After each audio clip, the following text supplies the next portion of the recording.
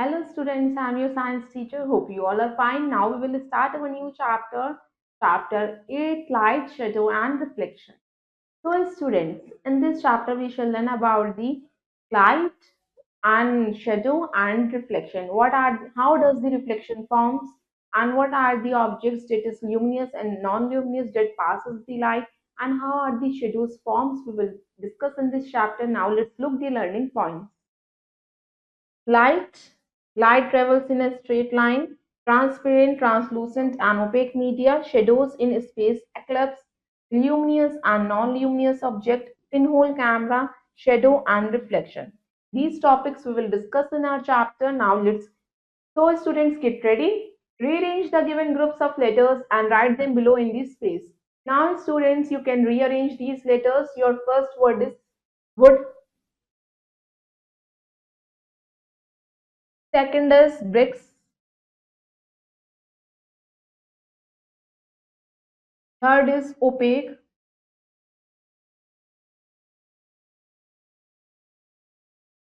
Next is light. Next is object.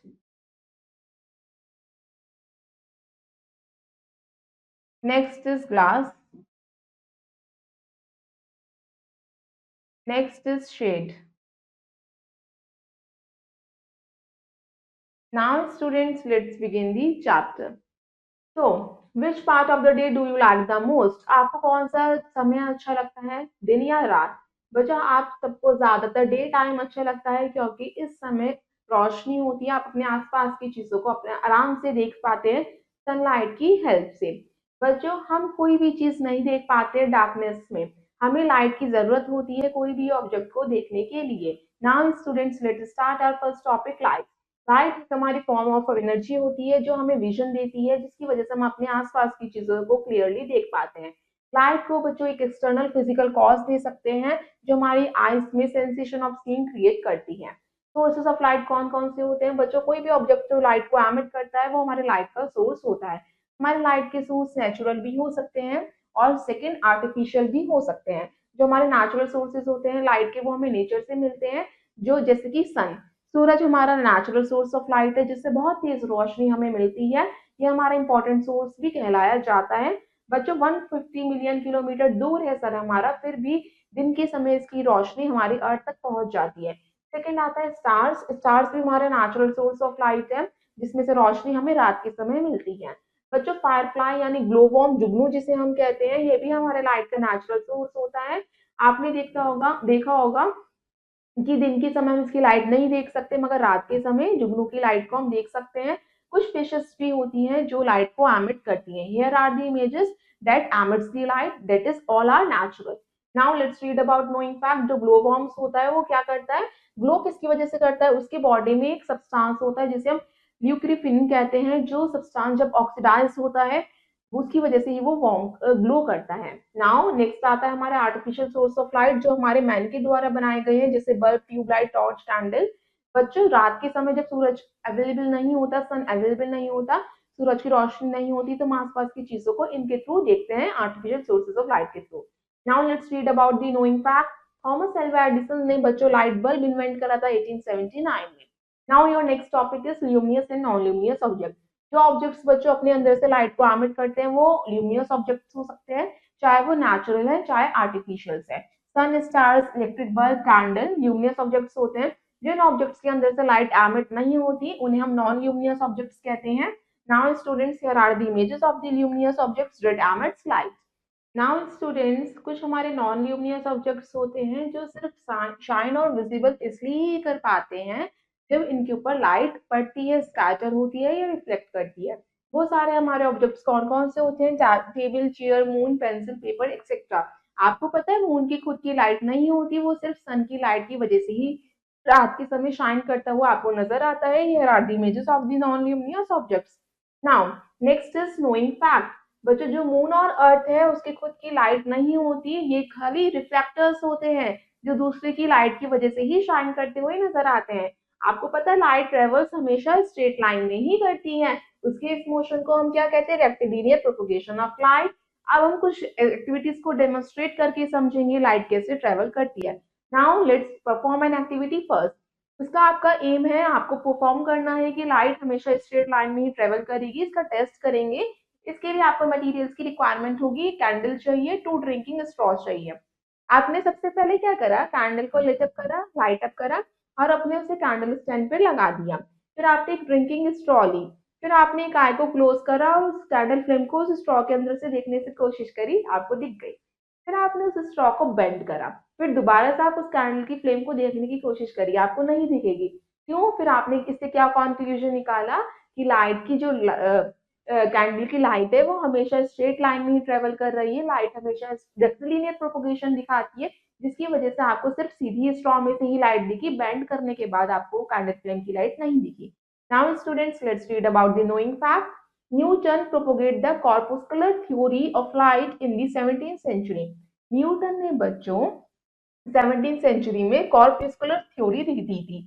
इस theory में ये बताया गया था कि जो लाइट है उसमें कुछ पार्टिकल्स कंसिस्ट होते हैं जो सिर्फ हमेशा स्ट्रेट लाइन में ही चलते हैं और उनकी पार्टिकल्स की स्पीड बहुत ज्यादा कांस्टेंट होती है और ग्रेट होती है।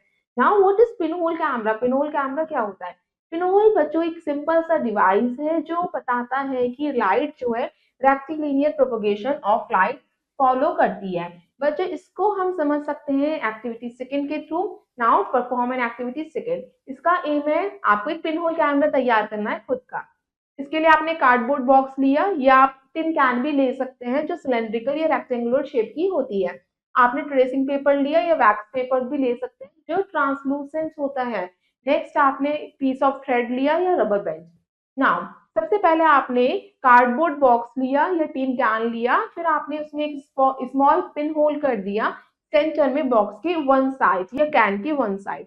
फिर आपने उस अपोजिट साइड को रिमूव कर दिया, बॉक्स या कैन के अपोजिट साइड को रिमूव करा और वहां पे फिक्स कर दिया एक ट्रेसिंग पेपर को या वैक्स पेपर, जो भी आपने ट्रांसलूसेंट पेपर लिया है। फिर आपने उसको यूज करा थ्रेड या रबर बैंड का यूज करके पिनहोल कैमरे को अपना रेडी कर लिया। फिर वो पिनहोल कैमरा वर्क कैसे करेगा वह हम उसे समझते हैं। कोई भी एक ल्यूमिनस ऑब्जेक्ट लीजिए जो लाइट को एमिट करता है, वो कैंडल भी हो सकती है। वो आपने प्लेस कर दी A B in front of the pinhole camera. या आपने पिनहोल कैमरे के फ्रंट में कैंडल को प्लेस करा। नाउ आपको एक इन्वर्टेड पिक्चर मिलेगी कैंडल की पिनहोल कैमरे के ट्रांसलूसेंट पेपर के side, just shown in the image. फिर जो इमेज होगी वो कैसी होगी? डाउन होगी और इन्वर्टेड होगी। क्यों होगी ऐसी? क्योंकि लाइट हमेशा स्ट्रेट लाइन में ही ट्रेवल करती है। लाइट जो है अपर पॉइंट ए है जो कैंडल का पास होते हुए पिन होल से जैसे ही अंदर गया और ट्रेसिंग पेपर पे स्ट्राइक करा और ट्रेसिंग पेपर ने उसकी एक इमेज को फॉर्म करा।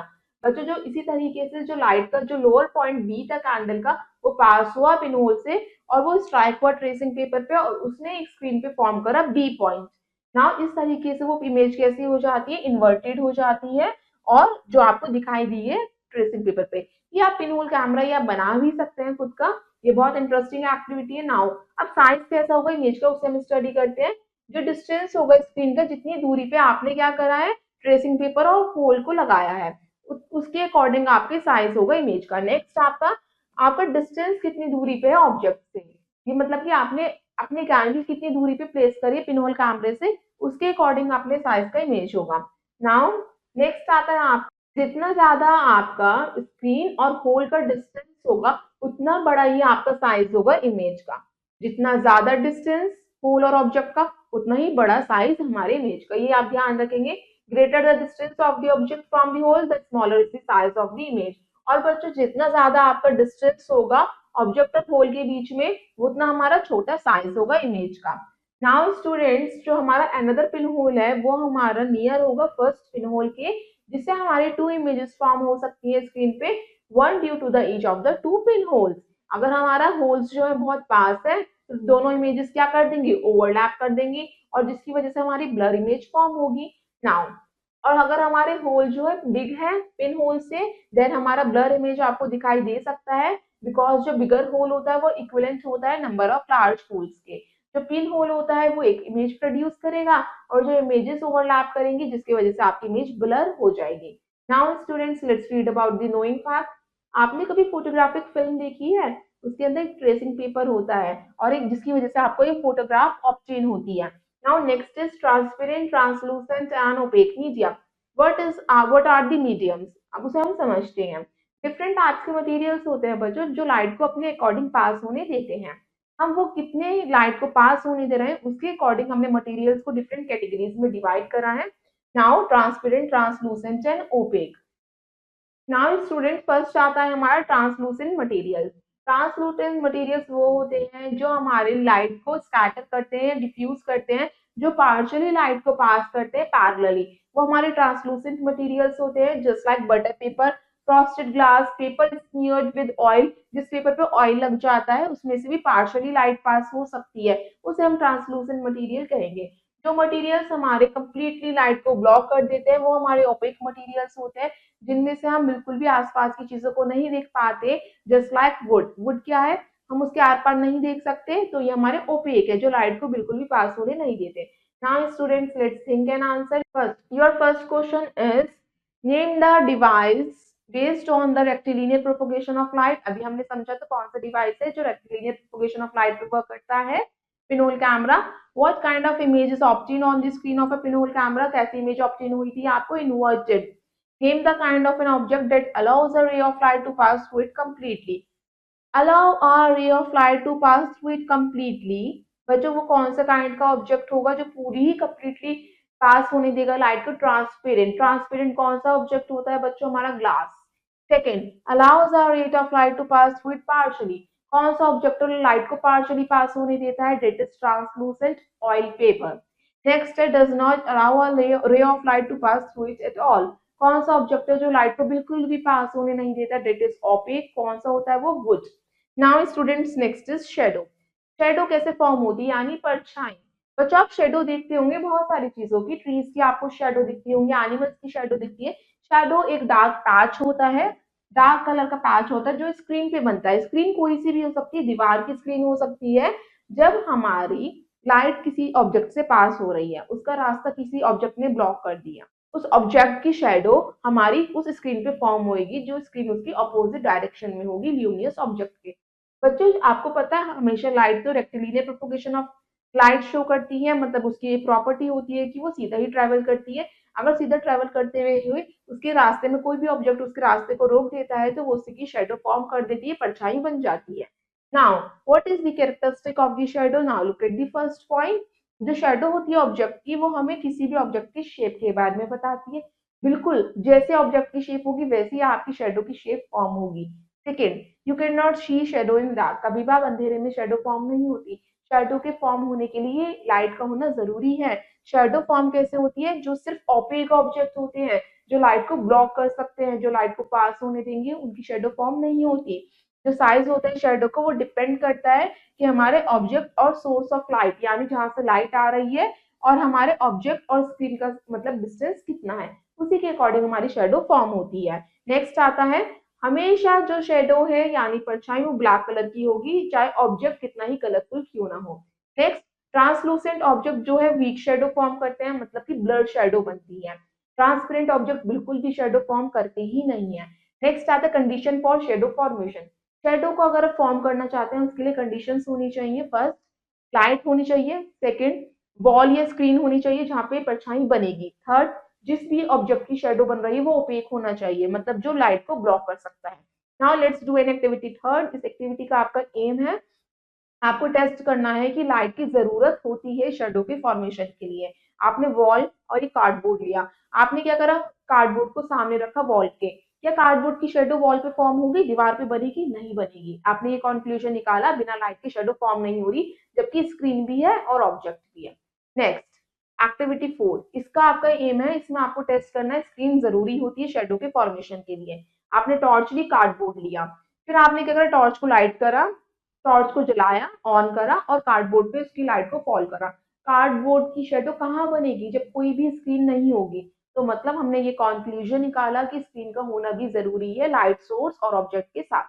Next let's perform an activity 5। इसका आपका एम है कि क्या जरूरी है, शेडो फॉर्मेशन के लिए ओपेक ऑब्जेक्ट ही जरूरी है। इसके लिए आपने टॉर्च लिया, सिलेंडर लिया और एक वॉल लिया। आपने क्या करा, अपने सिलेंडर को प्लेस कर दिया वॉल के सामने, फिर आपने टॉर्च की लाइट को सिलेंडर के ऊपर डाली, फिर आपने देखा कि सिलेंडर की शेडो स्क्रीन पे फॉर्म होने स्टार्ट हो गई। मतलब हमारे पास सोर्स ऑफ लाइट भी है ओपेक ऑब्जेक्ट भी है जो लाइट को ब्लॉक कर रहा है, और उस ओपेक ऑब्जेक्ट की शेडो हमारे पास स्क्रीन पे फॉर्म भी होती हुई नजर आ रही है। तो हमारे पास तीनों चीजें अवेलेबल है, तो हमारी शेडो फॉर्म हो गई। नाउ स्टूडेंट्स, ये हमने ऑब्जर्व करा है। फर्स्ट ऑब्जर्वेशन में हमने क्या देखा, शेडो सिलेंडर की वॉल पे फॉर्म हो रही है। जैसे हमने सिलेंडर को रिमूव कर देंगे, हमारी शेडो भी रिमूव हो जाएगी। इस तरीके से मतलब ऑब्जेक्ट का होना जरूरी है किसी भी शेडो के फॉर्मेशन के लिए। Shadows in space eclipse. बच्चा आपको पता है स्पेस यानी अंतरिक्ष में भी शेडोज बनती हैं, वो हम समझते हैं। वी ऑल नो दैट, हम सभी को पता है जो मून है वो पृथ्वी के चारों ओर घूमता रहता है। नाउ हमारे एक्लिप्स जब फॉर्म होता है जब अर्थ, सन और मून एक लाइन में आ जाते हैं, उसी को हम समझते हैं। जो लाइट होती है सन की वो रुक जाती है मून की वजह से या अर्थ की वजह से, तभी हमारे एक्लिप्स फॉर्म होते हैं, यानी जिसे हम क्या कहते हैं, सोलर एक्लिप्स या लूनियर एक्लिप्स। बच्चों टू टाइप्स के एक्लिप्स होते हैं, उसी को हम समझेंगे। First is solar eclipse. बच्चों सोलर एक्लिप्स क्या होता है, जिसे हम क्या कहते हैं, new moon day. This happens जी जब होता है जब मून जो है हमारा अर्थ और सन के बीच में आ जाता है।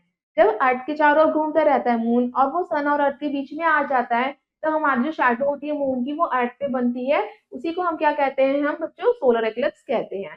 सोलर एक्लिप्स में जो सन की सनलाइट है वो हमारे अर्थ तक नहीं पहुंच पाती, सिर्फ मून की परछाई ही दिखती है, उसे हम सोलर एक्लिप्स कहते हैं। Now students, here are the image of the solar eclipse. जो मून है वो अर्थ और सन के बीच में आ गया, सन की लाइट ब्लॉक कर दी मून ने, जिसकी वजह से जो फुल शेडो है मून की वो कहाँ पे फॉर्म हुई, हमारे अर्थ पे। इसी को हम क्या कहते हैं, सोलर एक्लिप्स। बच्चों जो हमारा रीजन होता है अर्थ का जहाँ पे सन जो है कंप्लीटली ब्लॉक हो जाता है, उसी को हम अम्ब्रा रीजन कहते हैं। जहाँ पे हमारा टोटल एक्लिप्स ऑब्जर्व किया जाता है, जहाँ पे हमारा सनलाइट जो है पार्शियली ऑब्जर्व की जाती है, उसे हम पिन अम्ब्रा रीजन कहते हैं। नाउ नेक्स्ट आता है आपका ल्यूनर एक्लिप्स।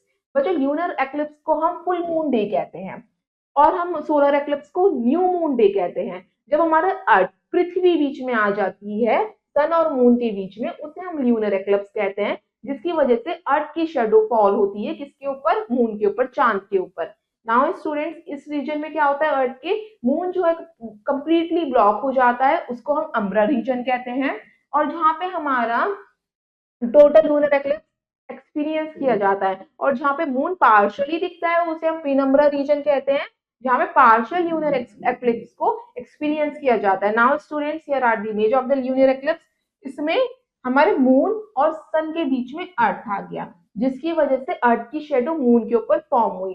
अर्थ अपने क्या कर रहा है, रोटेट कर रहा है, अपने एक्सिस पे रोटेट कर रहा है, इसकी वजह से वो अर्थ के बीच में आ गया।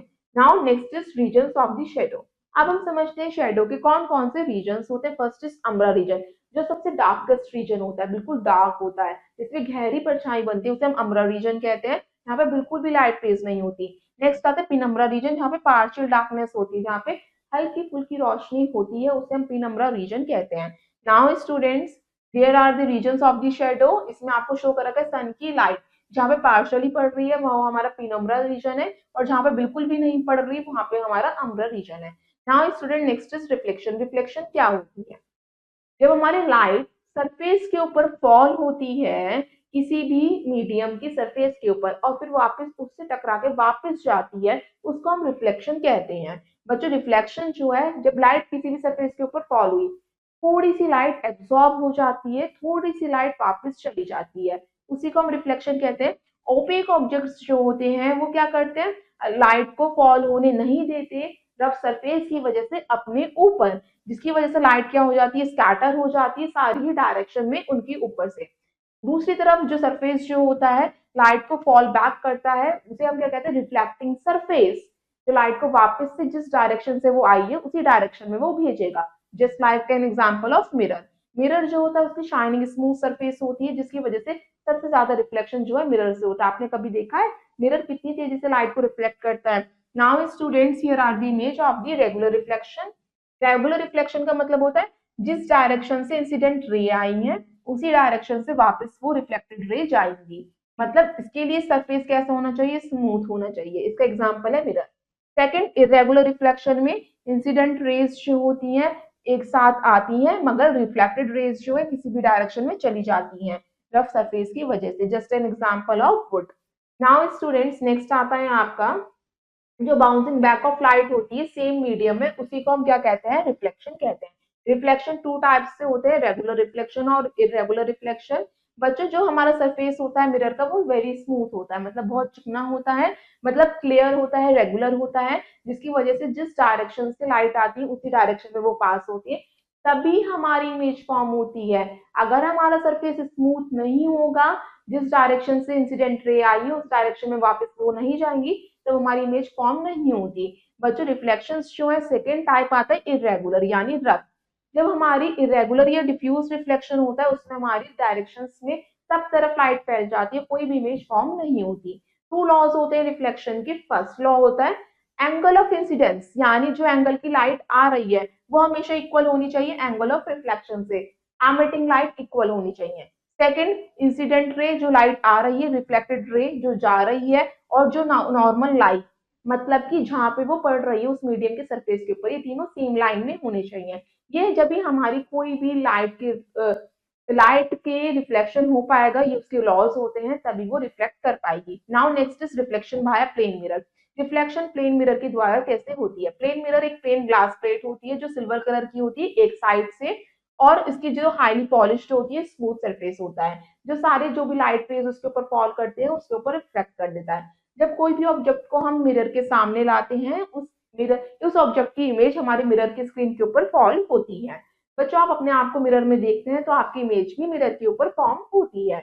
नाउ हमारी कौन कौन सी प्रॉपर्टीज होती हैं जो जिसकी वजह से प्लेन मिरर इमेज फॉर्म करता है, उसी को हम समझते हैं। फर्स्ट पॉइंट, इमेज जो है वर्चुअल होगी, इरेक्ट होगी। वर्चुअल का मतलब होता है कि अगर आप स्क्रीन के आगे से हटेंगे इमेज भी हट जाएगी, अगर आप स्क्रीन के आगे रहेंगे तो इमेज भी रहेगी, ये मतलब वर्चुअल होता है, इरेक्ट होता है। Next, image is as far behind the mirror as the object is in front of. इमेज का डिस्टेंस उतना ही दूर होगा जितना आप मिरर से दूर होंगे। नाउ नेक्स्ट आता है, अनदर इंटरेस्टिंग फीचर आता है लेटरल इन्वर्जन, यानी लेफ्ट और राइट। आपको पता है मिरर लेटरल इन्वर्जन करता है। आप मिरर के आगे अपने राइट हैंड को ऊपर करेंगे तो मतलब क्या है, आपका ये लेटरल इन्वर्जन कर रहा है। जो आप समझ सकते हैं, जैसे आपने कोई भी अल्फाबेट लिखी है पेपर के ऊपर, ए लिखी है, जैसे आप उसे मिरर में देखेंगे तो वो आपको कैसा दिखाई देगा, उल्टा रिवर्स में दिखाई देगा, मतलब लेफ्ट टू राइट और राइट टू लेफ्ट दिखाई देगा। ये आपका लेटरल इन्वर्जन होता है। नाउ नेक्स्ट आता है आपका नोइंग फैक्ट। जो फर्स्ट मिरर था यूज बाय पीपल, वो था हमारा were the pools of dark still water, तो collected as a primitive vessel. आपने देखा कि फर्स्ट मिरर कौन सा बना था पहले के समय में? एक वेसल था, एक डार्क वेसल था, उसमें पानी को भरा गया, उसमें अपनी इमेज को देखा, उसमें हमारी इमेज फॉर्म होनी स्टार्ट हुई, तब हमें पता चला कि लाइट जो है बाउंस बैक होती है जब इंसिडेंट रे रिफ्लेक्टेड रे के इक्वल होती है, और एक नॉर्मल स्मूथ सरफेस होता है उस पर हमारी इमेज फॉर्म हो सकती है। Now students next is activity 6, let's perform. इसका आपका एम है to show the reflection of light by plane mirror. आपको लाइट रिफ्लेक्ट करते हुए दिखाना है प्लेन मिरर से। आपको एक टॉर्च चाहिए, प्लास्टिक कॉम चाहिए जिसके फाइन टीथ होते हैं, फेविकॉल ट्यूब चाहिए, मिरर चाहिए, थिक ब्लेड शीट चाहिए, पेपर लार्ज शीट चाहिए थर्मोकॉल की। आपने सबसे पहले क्या करना है, जो ब्लैक शीट ऑफ पेपर है उसको आप थर्मोकॉल के ऊपर स्प्रेड कर देंगे, फैला देंगे, पेस्ट भी कर सकते हैं। आपने एक प्लास्टिक कॉम लिया, फिर आपने उसे एक लार्ज शीट के ऊपर एक साइड फिक्स कर दिया फेविकॉल के यूज से। फिर आपने दूसरी साइड मिरर को फिक्स कर दिया इंक्लाइंड पोजीशन में। फिर आपने क्या करा, सारी लाइट को बंद कर देंगे। फिर आप क्या लेंगे, टॉर्च की लाइट लेंगे, उस कॉम से पास करवाएंगे। आप देखेंगे जैसे ही कॉम से वो लाइट पास होगी उस कॉम की इमेज फॉर्म होती हुई नजर आएगी मिरर के ऊपर, और वो मिरर के ऊपर लाइट रिफ्लेक्ट कैसे करेगी वो भी आप रेस को देख सकते हैं कि इंसिडेंट रे और रिफ्लेक्टेड रे कैसे पास हो रही है। नाउ नेक्स्ट आता है difference between shadow and image. Shadow और इमेज में क्या डिफरेंस है? शेडो परछाई होती है, इमेज क्या चीज होती है उसे हम समझते हैं। Now let's look at the table points of comparison which basis image and shadow. Now हम किन बेसिस पे हम कंपैरिजन करते हैं? नाउ फर्स्ट पॉइंट है कलर, कलर के बेस पे करेंगे। इमेज जो है सेम कलर की फॉर्म होगी जिस ऑब्जेक्ट का जो भी कलर होगा, शेडो हमेशा डार्क कलर की फॉर्म होती है। नेक्स्ट आता है डिटेल्स एंड आउटलाइन। इमेज की डिटेल्स और आउटलाइन सेम होगी जैसे ऑब्जेक्ट है, शेडोज की आउटलाइन सेम होती है, इमेज सेम नहीं होती। Now next is formation. बच्चों इमेज जो है एज इट इज फॉर्म होएगी जैसे वो है, वो भी शाइनी सरफेस के ऊपर। शेडो जो है बच्चों कैसे फॉर्म होती है? जब कोई भी ओपेक ऑब्जेक्ट उसकी लाइट को ब्लॉक कर देता है। नेक्स्ट है लेटरल इन्वर्जन। हमारा जो इमेज है वो लेटरल इन्वर्जन फॉर्म होती है, मतलब left to right and right to left. बच्चों शेडो जो है लेटरल इन्वर्जन नहीं करती, मतलब कि कोई भी left to right, right to left नहीं होता because of its darkness. Now let's think an answer. Now your first question is what do you understand by shadow? Shadow से आप क्या समझते हैं? शेडो जब फॉर्म होती है, shadow is form when an object block the path of the light and the shadow is formed on the screen. Second, explain the condition for shadow formation. Shadow formation के लिए कौन कौन सी conditions होनी चाहिए वो हमने समझी थी। लाइट सोर्स होना चाहिए, ओपेक ऑब्जेक्ट होना चाहिए और स्क्रीन होनी चाहिए। What does a lunar eclipse occur? Lunar eclipse कैसे अकर होता है? ल्यूनर एक्लिप्स हमने समझा था जब सन और हमारे मून के बीच में अर्थ आ जाती है तब हमारा ल्यूनर एक्लिप्स अकर होता है, जब हमारे अर्थ की शेडो मून के ऊपर फॉल होती है। What is reflection? रिफ्लेक्शन क्या होता है? The bouncing back of light to the medium, उसे हम रिफ्लेक्शन कहते हैं। Explain the reflection by plane mirror. Plane mirror से रिफ्लेक्शन कैसे होता है? जब हमारा एक साइड से स्मूथ सरफेस होता है, पॉलिश सरफेस होता है, जब लाइट फॉल होती है मिरर के ऊपर तब वो रिफ्लेक्टेड बैक होती है, जिसकी वजह से ऑब्जेक्ट की इमेज प्लेन मिरर पे फॉर्म होती है। Now students, next let's have a quick look to the following points that we had already discussed in this chapter. Now, light एक फॉर्म की एनर्जी होती है जिसकी वजह से हम आसपास की चीजों को देख पाते हैं। लाइट के सोर्सेस नेचुरल भी होते हैं, आर्टिफिशियल भी होते हैं। कुछ ऑब्जेक्ट्स ल्यूमिनस होते हैं जो लाइट को प्रोड्यूस करते हैं, कुछ ऑब्जेक्ट्स हमारे नॉन ल्यूमिनस होते हैं जो लाइट को प्रोड्यूस नहीं करती। लाइट हमेशा स्ट्रेट लाइन में ही ट्रेवल करती है, उसे हम रेक्टिलिनियर प्रोपगेशन ऑफ लाइट कहते हैं। हमने इस चैप्टर में पिनहोल कैमरे के बारे में समझा था, जो एक सिंपल डिवाइस होता है जो ये बताता है कि लाइट रेक्टिलिनियर प्रोपगेशन करती है। जो सब्सटेंस या ऑब्जेक्ट हमारे लाइट को पास होने देते हैं या डिम होने, उन्हें हम क्या कहते हैं? मीडियम कहते हैं। यानी वो डिपेंड करता है कि किस तरीके से लाइट पास हो रही है, फुल्ली पास हो रही है, पार्शियली पास हो रही है, बिल्कुल भी नहीं हो रही। नाउ उसके बेसिस पर हमने ट्रांसपेरेंट, ट्रांसलूसेंट और ओपेक मीडियम डिफाइन करे हैं। शैडो हमारी फॉर्म होती है जब लाइट रेज ब्लॉक हो जाती है किसी भी ओपेक ऑब्जेक्ट के द्वारा। एक्लिप्स हमारे शेडोज होती है, यानी परछाई होती है सेलेस्टियल बॉडीज की, चाहे वो सेलेस्टियल बॉडी मून होती है या अर्थ होती है। हमने बच्चों एक्लिप्स के बारे में समझा था, सोलर एक्लिप्स होता है, एक ल्यूनर एक्लिप्स होता है। शेडो हमारी टू रीजन्स में फॉर्म होती है। फर्स्ट होता है अम्ब्रा रीजन, जहाँ पे बिल्कुल भी लाइट रे फॉल नहीं होती, बिल्कुल कंप्लीट स्ट्रक्चर डार्क होता है, अंधेरा होता है वहां पे। प्यूनम्ब्रा रीजन हमने सेकंड रीजन पढ़ा था, जहाँ पे पार्शियली लाइट रेज फॉल होती हैं। नेक्स्ट हमने समझा था अपने चैप्टर में रिफ्लेक्शन क्या होता है। रिफ्लेक्शन का मतलब होता है लाइट रेज का किसी भी मीडियम के ऊपर टकराना और वापस से उसी डायरेक्शन में वापस जाना, बाउंसिंग बैक करना, उसे हम रिफ्लेक्शन कहते हैं। प्लेन मिरर हमने समझा था कि बेस्ट रिफ्लेक्टर होता है लाइट का। नेक्स्ट हमने समझा था प्लेन मिरर जो है लेटरल इन्वर्जन शो करता है, मतलब रिवर्स दिखाता है, left to right and right to left. Now students, rest of the exercise you will do yourself. I hope you all students have understood this chapter. Thank you and have a nice day.